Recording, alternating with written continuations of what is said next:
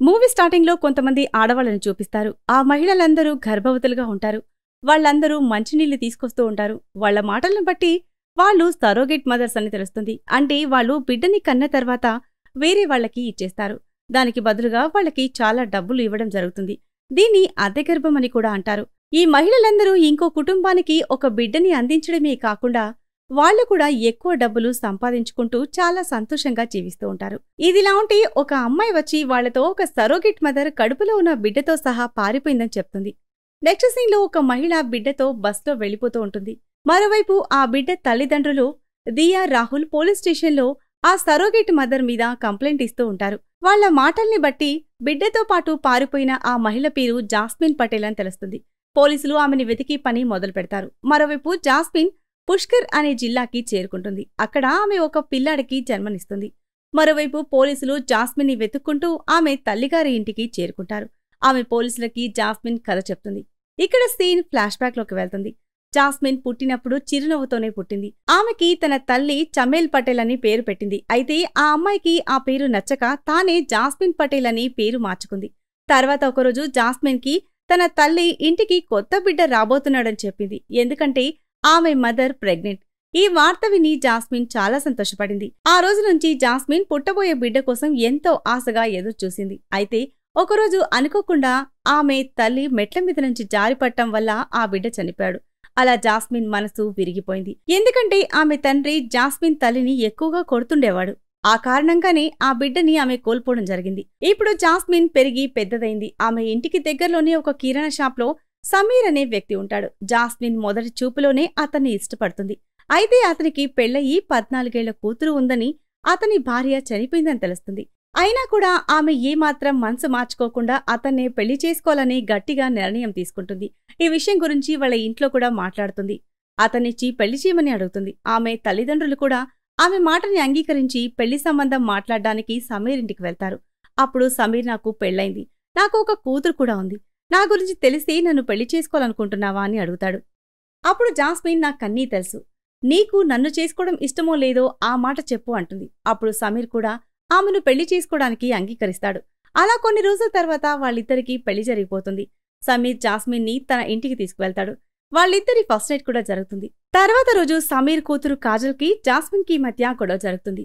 ఎందుకంటే వాళ్ళ ఇద్దరి వయసు ఇంచుమించు ఒక్కటే కావడం వల్ల మాట అనుకుంటూ ఉంటారు. పైగా కాజల్ జాస్మిన్ ని అమ్మ అని పిలుస్తూ ఉంటుంది. అలా రోజులు గడిచిపోతూ ఉంటాయి. తర్వాత ఒకరోజు జాస్మిన్ గర్భవతి అని తెలుస్తుంది. ఆమె వెంటనే సమీర్ దగ్గరికి వెళ్లి చీపురుతో కొడుతూ ఉంటుంది. ఎందుకంటే ఆమె అంత త్వరగా తల్లి కావాలి అనుకోవడం లేదు. అయితే సమీర్ ఆమెకి నచ్చజెప్పటం వల్ల బిడ్డని కనడానికి అంగీకరిస్తుంది. 9 నెలల తర్వాత జాస్మిన్ కి ఒక అబ్బాయి పుడతాడు. ఆ అబ్బాయికి వాళ్ళు నావల్ అని పేరు పెడతారు. నావల్ కి 5 ఏళ్లు వచ్చిన తర్వాత సమీర్ తన వ్యాపారం పని మీద గుజరాత్ వెళ్తాడు. తర్వాత ఒకరోజు జాస్మిన్ తన వీధిలో ఉంటున్న ఒక మహిళ ఇంటికి ఫారినర్స్ వచ్చి వెళ్లడం చూస్తుంది. తర్వాత ఒకరోజు సమీర్ ఆమెకి ఫోన్ చేస్తాడు. కాజల్ని చూసుకోవడానికి పెళ్లి వాళ్లు వస్తున్నారు, వాళ్ళని జాగ్రత్తగా చూసుకోమని చెప్తాడు. మాట్లాడుతూ ఉండగానే ఫోన్ కట్ అయిపోతుంది. ఎందుకంటే ఆ సమయంలో గుజరాత్ లో భూకంపం వచ్చుంటుంది. తర్వాత సమీర్ చెప్పినట్టుగానే పెళ్లి వాళ్లు వస్తారు. జాస్మిన్ పెళ్లి వాళ్లకి చాలా బాగా మర్యాదలు చేస్తుంది. అందువల్ల వాళ్ళు పెళ్లికి కూడా అంగీకరిస్తారు. అదే సమయంలో సమీర్ మనిషి ఒకరు అతని సూట్ కేసు తీసుకుని ఇంటికొస్తాడు. జాస్మిన్ తో గుజరాత్ లో భూకంపం వచ్చింది, అందులో సమీర్ చనిపోయాడని చెప్తాడు. ఆ మాట వినగానే జాస్మిన్ షాక్ అవుతుంది. అయితే ఆమె కంటతడి పెట్టదు. ఎందుకంటే ఇప్పుడు కుటుంబం భారం ఆమె మీదే ఉంది. అందరినీ ఆమె చూసుకోవాలి. కాబట్టి పెళ్లి వాళ్లతో కాజల్ పెళ్లికి కన్యాదానం నేనే చేస్తాను, మీకు ఓకేనా అని అడుగుతుంది. తర్వాత జాస్మిన్ తన భర్త అస్థికలని తన కొడుకు చేతుల మీదుగా నదిలో సమర్పించి అంతిమ సంస్కారాలు పూర్తి చేస్తుంది.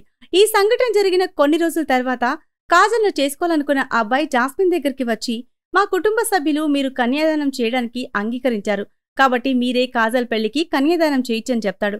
అయితే 5 లక్షల రూపాయలు అదనంగా కట్నంగా ఇవ్వాలని చెప్తాడు. ఆ మాట విన్న తర్వాత జాస్మిన్ పెళ్లి వాళ్లు పంపించిన వస్తువులు అతనికి తిరిగిచ్చి ఈ పెళ్లి జరగదని చెప్పి పంపించేస్తుంది. అయితే ఈ విషయం కాజల్ కి తెలియగానే ఆమెతో గొడవ పడుతుంది. ఎందుకంటే ఇప్పుడు ఆమె పెళ్లి చేసుకోబోయే వ్యక్తిని ప్రేమిస్తోంది.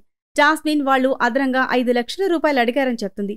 అయినా కూడా కాజల్ వినదు. అప్పుడు జాస్మిన్, ఈ ఇల్లు అమ్మి నీ పెళ్లి చెయ్యాలి అనుకుంటున్నాను అంటుంది. దానికి కాజల్, ఇది మా నాన్నగారు నాకిచ్చారు, దీన్ని అమ్మడం కుదరదు అంటుంది. అప్పుడు జాస్మిన్ కోపంగా ఇంట్లోంచి బయటికి వెళ్ళిపోతుంది. తర్వాత రోజు ఉదయాన్నే ఆమె నిద్ర లేవగానే తన పక్కింట్లో ఉండే సోయాబాను ఇంటికి కొత్త ఫ్రిడ్జ్ తీసుకెళ్లడం చూస్తుంది.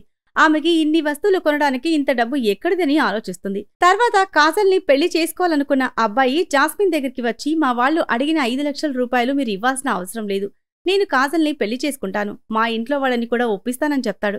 ఆ మాట విని జాస్మిన్ కూడా పెళ్లికి అంగీకరిస్తుంది. తర్వాత జాస్మిన్ తన పొరుగింట్లో ఉండే సోయాబాను ఇంటికి వెళ్తుంది. ఆమెని మీకు ఇంత డబ్బు వస్తుంది, ఏం బిజినెస్ చేస్తున్నారని అడుగుతుంది. ముందైతే ఆ మహిళ చెప్పడానికి సంకోచిస్తుంది. అయితే తర్వాత ఒక కార్డు ఇచ్చి ఇక్కడికి వెళ్ళు, నీకే అన్నీ తెలుస్తాయని చెప్తుంది. జాస్మిన్ ఆ అడ్రస్ కి వెళ్తుంది. అప్పుడు ఆమెకి సోయేబాను సరోగేట్ మదర్ గా మారి డబ్బు సంపాదిస్తుందని తెలుస్తుంది. తర్వాత ఆమె అక్కడ ఉన్న డాక్టర్ నజియాతో మాట్లాడుతుంది. ఆమె సరోగేట్ స్పెషలిస్ట్.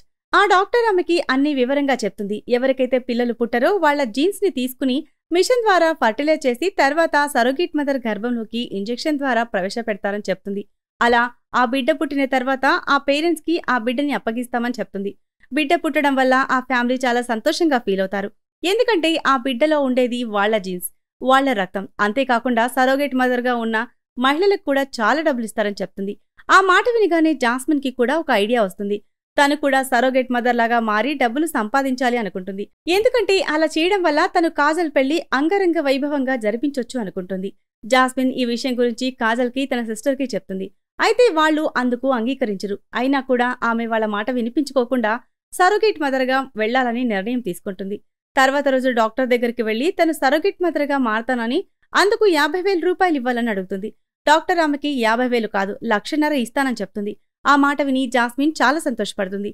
మూవీలో ఇక్కడ సరోగసీ ద్వారా బిడ్డని పొందాలి అనుకుంటున్న ఒక ఫ్యామిలీని చూపిస్తారు. అయితే వాళ్ళు ఆ సరోగేట్ మదర్ తో సరిగ్గా మాట్లాడరు. ఆమెని పని మనిషిలాగా ట్రీట్ చేస్తూ ఉంటారు. నిజానికి వాళ్ల ద్వారా బిడ్డలు పొందుతున్నారు కాబట్టి వాళ్ళకి కనీస మర్యాద ఇవ్వాలి అని ఒక మెసేజ్ ఇవ్వడం జరిగింది. తర్వాత జాస్మిన్ ఇంకో ఫ్యామిలీకి సరోగేట్ మదర్ గా ఉంటుంది. అప్పుడు చాలా మంది ఆమెని హేళన చేస్తారు. జాస్మిన్ వాళ్ళందరికీ సమాధానం చెప్పి అక్కడి నుంచి పంపించేస్తుంది. ఎందుకంటే తను ఏమాత్రం తప్పు చేయడం లేదని ఆమెకు తెలుసు. 9 నెలల తర్వాత జాస్మిన్ కి బిడ్డ పుడతాడు. ఆమె ఆ పిల్లాడిని ఆ ఫ్యామిలీకి అప్పగిస్తుంది. తర్వాత కాజల్ ప్రియుడితో ఆమె పెళ్లిని చాలా గ్రాండ్ గా జరిపిస్తుంది. ఇప్పుడు కాజల్ జాస్మిన్ ఏది చేసినా అంతా తన కోసమే చేసిందని అర్థం చేసుకుంటుంది. అందువల్ల జాస్మిన్ ని కౌగిలించుకుని కన్నీళ్లు పెట్టుకుంటుంది. ఇప్పుడు కాజల్ అత్తగారింటికి వెళ్లిపోతుంది. జాస్మిన్ ఇప్పుడు ఒక బిడ్డని కని వేరే వాళ్ళకి అప్పగించిన తర్వాత ఇక మీదట తను సరోగసికి వెళ్లకూడదని నిర్ణయించుకుంటుంది. వచ్చిన డబ్బుతో తన కొడుకుని బోర్డింగ్ స్కూల్లో వేస్తుంది. తర్వాత దియా రాహుల్ని చూపిస్తారు. వీళ్లకి పిల్లలు పుట్టకపోవడం వల్ల వాళ్ళు జాస్మిన్ గురించి తెలిసి జాస్మిన్ ని కలుస్తారు. అయితే ఇప్పుడు ఆమె సరోగసి ద్వారా పిల్లల్ని కనిచ్చే పని మానేసిందని తెలుస్తుంది. అప్పుడు దియా బయటి వాళ్లు మాట్లాడిన మాటలే గుర్తుకు చేసుకుని ఫ్రస్ట్రేషన్ లో కత్తి తీసుకుని జాస్మిన్ ని బెదిరిస్తుంది. కొంచెం సేపు తర్వాత తను ఫ్రస్ట్రేషన్ లో ఏం చేస్తున్నదో గ్రహించి జాస్మిన్ కి క్షమాపణ చెప్తుంది. అప్పుడు జాస్మిన్ కి వాళ్ల స్టోరీ చెప్తుంది. నేను రాహుల్ కాలేజీలో ప్రేమించుకున్నాం. ఆ సమయంలో నేను ప్రెగ్నెంట్ కూడా అయ్యాను. అయితే అప్పుడు ఆ బిడ్డని పోషించే పరిస్థితి లేక అబార్షన్ చేయించుకున్నాం. అందువల్ల ఇప్పుడు నాకు పిల్లలు పుట్టి అవకాశం లేకుండా పోయిందని చెప్తుంది. ఇదంతా చెప్పిన తర్వాత దియా రాహుల్ జాస్మిన్ కి క్షమాపణ చెప్పి వెళ్లిపోతారు. నెక్స్ట్ సీన్ లో దియా రాహుల్ డాక్టర్ నజియాతో మాట్లాడుతూ ఉంటారు. అప్పుడు జాస్మిన్ అక్కడికి వచ్చి సరోగేట్ మదర్ గా మారడానికి సిద్ధంగా ఉన్నానని చెప్తుంది. ఆ మాట విని వాళ్ళిద్దరూ వైఫ్ అండ్ హస్బెండ్ చాలా సంతోషంగా ఫీల్ అవుతారు. కొన్ని రోజుల తర్వాత జాస్మిన్ గర్భవతి అవుతుంది. ఇక్కడ 8 నెలల తర్వాత సీన్ చూపిస్తారు. జాస్మిన్ సడన్ గా ఒకరోజు కళ్ళు తిరిగి పడిపోతుంది. ఆమెని టెస్ట్ చేసిన తర్వాత ఆమె గర్భంలో ఎటువంటి కదలికలు లేవని, ఏవో కాంప్లికేషన్స్ ఉన్నాయని తెలుస్తుంది. డాక్టర్ ఆమె గర్భంలో బిడ్డ లేదని, ఎటువంటి కదలికలు తెలియడం లేదని చెప్తుంది. ఈ విషయం తెలుసుకుని దియా రాహుల్ ఇద్దరు కూడా చాలా సాడ్ గా ఫీల్ అవుతారు. ఇంకోవైపు జాస్మిన్ కలలోకి తన తల్లి వచ్చి తన చిన్నతనంలో తన తల్లి గర్భంలో చనిపోయిన బిడ్డనే ఇప్పుడు జాస్మిన్ కడుపులో పెరుగుతున్నాడని చెప్తుంది. నిద్ర లేవగానే జాస్మిన్ తన గర్భంలో బిడ్డ కదలికల్ని గమనిస్తుంది. అంటే ఆమె గర్భంలో బిడ్డ క్షేమంగా ఉన్నాడు. ఈ విషయం తెలియగానే దియా రాహుల్ ఇద్దరూ చాలా సంతోషంగా ఫీల్ అవుతారు. అయితే జాస్మిన్ కలలో తన తల్లి కనిపించి అలా చెప్పినప్పటి నుంచి ఆమె కూడా ఆ బిడ్డ మీద ఆప్యాయత కలిగింది. అందువల్ల జాస్మిన్ డాక్టర్తో మాట్లాడుతుంది. దియా వాళ్ల ఫ్యామిలీతో మాట్లాడి ఆ బిడ్డకి నేను పాలిచ్చేలా చెయ్యండి అని చెప్తుంది. అయితే డాక్టర్కి తెలుసు, అందుకు దియా ఒప్పుకోదని. అయినా కూడా జాస్మిన్ చెప్పడం వల్ల ఆమె కోసం దియాకి ఫోన్ చేసి అడుగుతుంది. అప్పుడు ఆమె సమాధానం చెప్పేలోగా జాస్మిన్ ఫోన్ లాక్కుని ఆమె మాటలు వింటుంది. ఫోన్లో దియా జాస్మిన్ ఆ బిడ్డకి పాలివ్వడానికి వీల్లేదు, తను అలా చేయడం వల్ల ఆమె క్వాలిటీస్ అన్నీ ఆ బిడ్డకు వస్తాయి అంటుంది. ఆ మాట జాస్మిన్ కి నచ్చదు. ఆమె చాలా బాధపడుతుంది. అందువల్ల ఆమె ఆ బిడ్డతో సహా అక్కడి నుంచి పారిపోతుంది. ఇది మనం మూవీ స్టార్టింగ్ లో చూసిన సీన్. ఇప్పుడు జాస్మిన్ ఆ బిడ్డకి జన్మనిచ్చి ఒంటరిగా బిడ్డని పోషిస్తోంది. మరోవైపు దియా రాహుల్ ఆ బిడ్డ కోసం వెతుకుతూ ఉంటారు. నెక్స్ట్ సీన్ లో జాస్మిన్ పారిపోవడం వల్ల సరోగేట్ మదర్ మీద ఎవరికీ విశ్వాసం ఉండదు, అంటే నమ్మకం లేదు.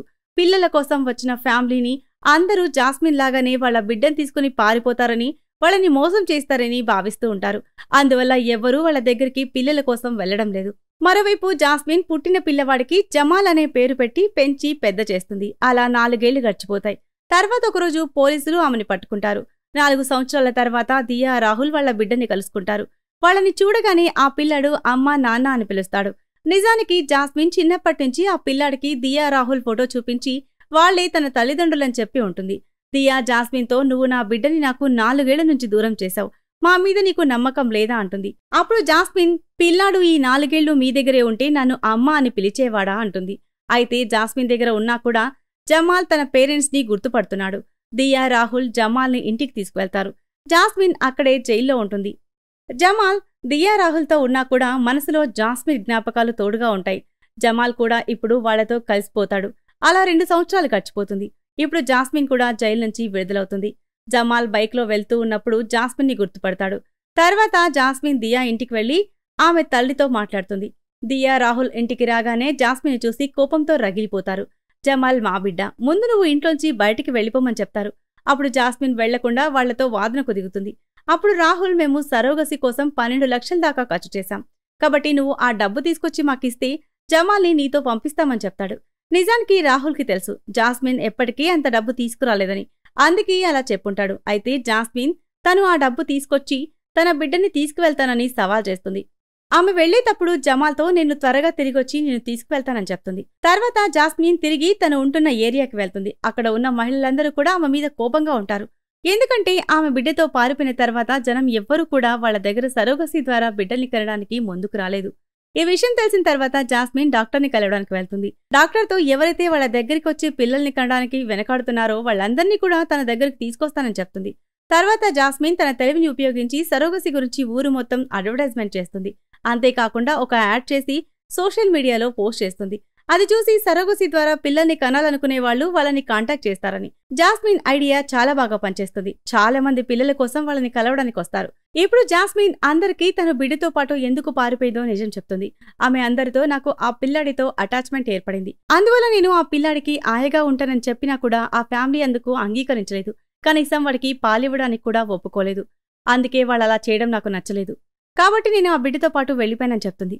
ఏది ఏమైనప్పటికీ మేము ఒక బిడ్డని కనడానికి ముందు ఎన్నో సమస్యలు ఎదుర్కొంటాం. అలాంటిది వాళ్ళు మమ్మల్ని పని మనుషుల కంటే కూడా హీనంగా చూస్తున్నారు. బిడ్డ పుట్టాక తీసుకుని వెళ్ళిపోతారు. ఆ తర్వాత ఎప్పుడు కూడా ఆ బిడ్డని చూడనివ్వరు అంటుంది. కాబట్టి మా మనసులో కూడా ఫీలింగ్స్ ఉంటాయి. మీకు బిడ్డ కావాలంటే ఎటువంటి కాంటాక్ట్ లేకపోయినా కూడా మా మీద నమ్మకంతో కనీసం మర్యాద ఇవ్వాలి అంటుంది. తర్వాత జాస్మిన్ అందరికీ డాక్టర్ కొత్త అడ్రస్ ఇస్తుంది. జాస్మిన్ మాటలు విన్న తర్వాత అందరికీ నమ్మకం కలుగుతుంది. అందువల్ల అందరూ సరోగసి ద్వారా పిల్లల్ని కనడానికి ముందుకొస్తారు. ఒక్కసారిగా ఎంతో మంది పిల్లల కోసం రావడం వల్ల డాక్టర్కి కూడా మంచి లాభం వస్తుంది. అందువల్ల ఆమె జాస్మిన్కి తనకు వచ్చిన లాభంలో షేర్ ఇస్తుంది. ఈ రకంగా జమాల్ని తీసుకురావడానికి ఆమెకి డబ్బులు ఏర్పాటవుతాయి. కాబట్టి ఆమె అక్కడ ఉన్న సరోగసి మహిళలందరితో కలిసి పిల్లాడిని తీసుకురావడానికి దియా ఇంటికి వెళ్తుంది. కొంతమంది గేట్ దగ్గర నిలబడి ఉంటారు. మరికొంతమంది మహిళలతో కలిసి జాస్మిన్ పిల్లాడి కోసం ఇంట్లోకి వెళ్తుంది. అప్పుడు జమాల్ కిటికీ దగ్గర నిలబడి చూస్తూ ఉంటాడు. అయితే జమాల్ అమ్మమ్మ, జాస్మిన్ ఇదంతా చేయడం వల్ల పోలీసులు ఆమెని కనీసం 5 సంవత్సరాలు జైల్లో వేస్తారని చెప్తుంది. ఇదంతా విన్న తర్వాత జమాల్ ఆ విషయాన్ని అర్థం చేసుకుంటాడు. ఇంకోవైపు జాస్మిన్ దియా, రాహుల్కి ఆ డబ్బులిచ్చి నా బిడ్డని నాకు అప్పగించండి అంటుంది. అది చూసి రాహుల్ ఆమె అంత డబ్బు ఎలా తీసుకొచ్చిందా అని షాక్ అవుతాడు. దియా, నేను బిడ్డని ఇవ్వను అని గొడవ పడుతుంది. తర్వాత వాళ్ళందరూ కలిసి జమాల్ అమ్మమ్మ దగ్గరికి వెళ్తారు. అప్పుడు దియా, జమాల్కి ఇవ్వడానికి మా దగ్గర చాలా ఆస్తి ఉంది, నీ దగ్గర ఏముంది అంటుంది. దానికి సమాధానంగా జాస్మిన్, నేను నా భర్త కంటే ఎక్కువగా జమాల్ని ప్రేమించాను, మీరు కనీసం తనకి పాలివ్వడానికి కూడా అంగీకరించలేదు అంటుంది. తర్వాత జాస్మిన్ జమాల్ని పిలిచి మాట్లాడాలి అంటుంది. జమాల్ వచ్చి జాస్మిన్తో, అమ్మా నాన్న నన్ను చదివించడానికి ఆస్ట్రేలియాకి తీసుకువెళ్తున్నారు, అదే నేను నీ దగ్గర ఉంటే మళ్ళీ అదే గలీలో పెరగాలి అంటాడు. తను ఇదంతా జాస్మిన్ జైలుకు వెళ్లకూడదని చెప్తున్నాడు. ఆ పిల్లాడి మాటలు విన్న తర్వాత జాస్మిన్ తను ఆ ఫ్యామిలీతో చాలా సంతోషంగా ఉన్నాడని అర్థం చేసుకుంటుంది. అందువల్ల ఆమె సంతోషంగా ఆ పిల్లాడిని వాళ్ల దగ్గరే వదిలేసి వెళ్లిపోతుంది. నెక్స్ట్ సీన్లో జాస్మిన్ దీపావళి రోజు సరోగేట్ మదర్స్ అందరి కోసం ఒక పార్టీ ఏర్పాటు చేస్తుంది. అక్కడికి సరోగేట్ మదర్స్ ఫ్యామిలీస్ అందరినీ కూడా ఇన్వైట్ చేస్తారు. అలా జమాల్ కూడా తన పేరెంట్స్తో అక్కడికి వస్తాడు. ఇక్కడ పాస్ట్లో జరిగిన ఒక సీన్ చూపిస్తారు. జాస్మిన్ దియాకి లెటర్ రాసి నాకు మీతో ఎటువంటి శత్రుత్వం లేదు, కానీ నాకు జమాల్ మీద ఎక్కువ ప్రేమ ఉంది. కాబట్టి మీరు ఇవన్నీ మర్చిపోయి కొత్త జీవితాన్ని ప్రారంభించి సంతోషంగా ఉండండి అని రాసుంటుంది. ఆ లెటర్ చదివిన తర్వాత దియా, రాహుల్ జమాల్ని తీసుకుని జాస్మిన్ దగ్గరికి వచ్చారు. జాస్మిన్ జమాల్ని మనస్ఫూర్తిగా దియా, రాహుల్కి అప్పగిస్తుంది. దియా కూడా జాస్మిన్కి వాళ్ళ ఫ్యామిలీ మెంబర్గా ప్లేస్ ఇచ్చి ఫ్యామిలీ ఫోటో తీయిస్తుంది. ఈ సీన్తోనే ఈ మూవీ ఎండ్ అవుతుంది. సో ఇది ఫ్రెండ్స్ ఇవాల్టి స్టోరీ. ఈ స్టోరీ కనుక మీకు నచ్చినట్లయితే మరికొన్ని ఇంట్రెస్టింగ్ స్టోరీస్ కోసం ఛానల్ని సబ్స్క్రైబ్ చేయండి. Thanks for watching.